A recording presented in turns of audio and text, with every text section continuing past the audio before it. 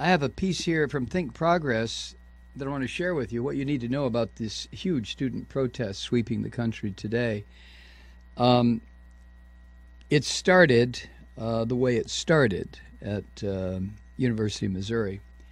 And, well, that's not really true. It has been building for quite some time, but the resignation, the student demands of the resignation of the president of that university, the cooperation between student body and football team, not that they're separate, but you know what I'm talking about, resulted in the president and the chancellor bailing out.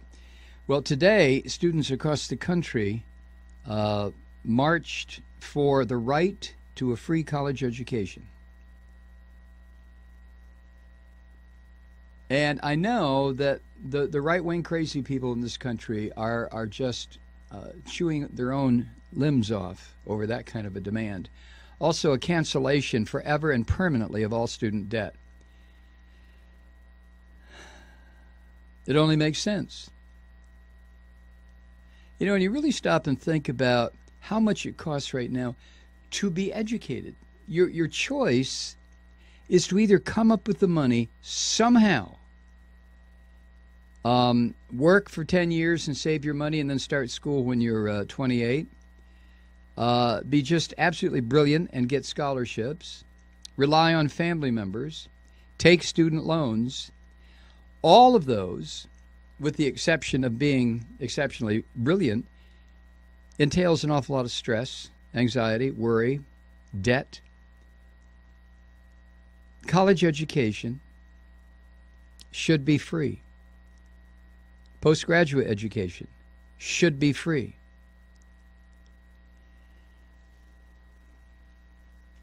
About 110 college campuses across the country were expected to participate in this grassroots event. These are the kinds of actions that cause media, not necessarily corporate media, but it causes media and social network to take notice, to connect, to realize their own power. This is the thing that I think is lacking. We are involved in, was it Naomi Klein who talked about learned helplessness, where we really do believe that there's nothing we can do. Now, there's nothing we can do through the electoral system as it is currently constituted. If you may have a different opinion of that, but that's mine. After watching how the electoral system has been totally corrupted and crapped on over the past 30 years, I don't think anybody who is able to think would assume that the electoral system, the way it's skewed presently, can respond or react to the needs of the people in this country. It's just not going to happen. Now, the structures are still in place. It looks like it's working, but you tell me if you think it is. So, how to not just get the attention of the power structure, but to absolutely threaten it and intimidate it. That's the only way we're going to get anything done. That's the only way. Power does not relinquish itself. It just doesn't. So there has to be movements in this country that are intimidating and threatening. Not that the threats are acted upon, but intimidating and threatening enough to leave an area of doubt. What are these damn kids going to do? What are these damn workers going to do? What are these damn PTA members going to do? You see, you have got to have the threat potential, the intimidation potential there. So that's why I really do think that the student movement, and that's what we're witnessing here, is a new student movement, is the way to go. The organizers of today's event explained on their website, quote, education should be free. The United States is the richest country in the world, yet students have to take on crippling debt in order to get a college education. We are united to fight for education as a human right. End quote. Boy, what a radical idea, huh? You know, I hate to beat a dead horse except it's not dead, but when we spend close to $1 trillion on weaponry and death and destruction every single year, there's enough money there if we just took half of it. Every single person who wants to go to college in the United States could do so free. It's a matter of priorities, man. That's all it is. Now, the student activism today comes a few days after fast food workers in hundreds of cities held their biggest strike yet, as they are fighting for higher wages and the right to form a union. Marches in Santa Barbara, New York City, Philly, Portland, Seattle. What is the march asking for, the student march? Think Progress has some answers here. All of the participants in the so-called Million Student March are focused on three primary economic goals to improve the situation for students: the right to a free education, the elimination of all current student debt, and better paying jobs on campus. Individual marches also may touch on issues that affect university staff, such as better pay for adjunct professors. One of the organizers said, Keely Mullen, in an interview with Think Progress, quote, "There is a serious concentration of wealth right now in college campuses, and administrators are making exponentially more than the average worker on campus."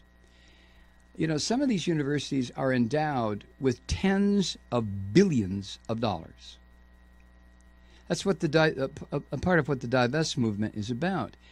Higher learning, institutions of higher learning, if you want to be a cynic, who wants to be a cynic, have become investment portfolios, or they run investment portfolios. What the hell does that have to do with education?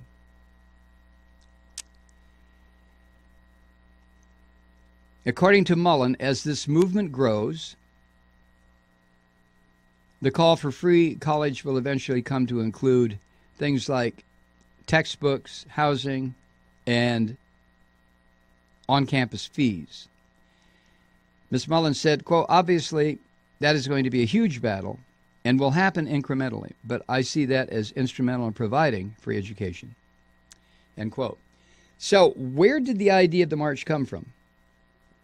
The idea for the march was sparked by comments that Bernie Sanders made earlier this year about the need for a movement of student activists calling for a plan to end national student loan debt, which, by the way, is now approaching $1 trillion earlier this year. Matter of fact, it's exceeded that. $1 trillion. I mean, Jesus Christ, what is wrong with this country? $1,000 billion. Our young people are in debt because they wanted an education. I mean, what the hell? That makes no sense, except to a right-wing fascist, or whether it's a political fascist or a religious fascist. That's it. Those are the only people that make sense to. To go into crippling debt because you want an education. Who benefits from your education? Society as a whole benefits. That's who. So, talk about $1 trillion. We're spending almost $1 trillion on global death and destruction, weaponry, nuclear bombs, sophisticated weapon systems.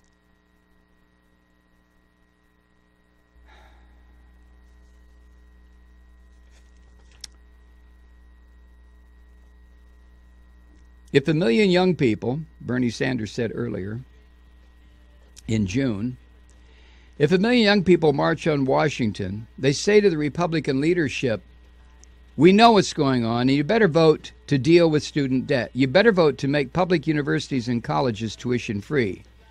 That's when it will happen. We'll be right back.